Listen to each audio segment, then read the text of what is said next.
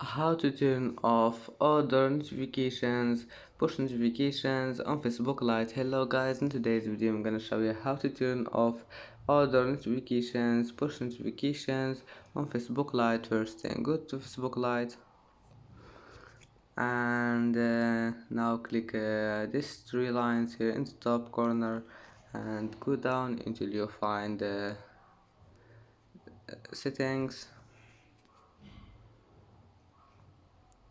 and now click notifications and go down until you find other notifications. Click on it and then just turn off push.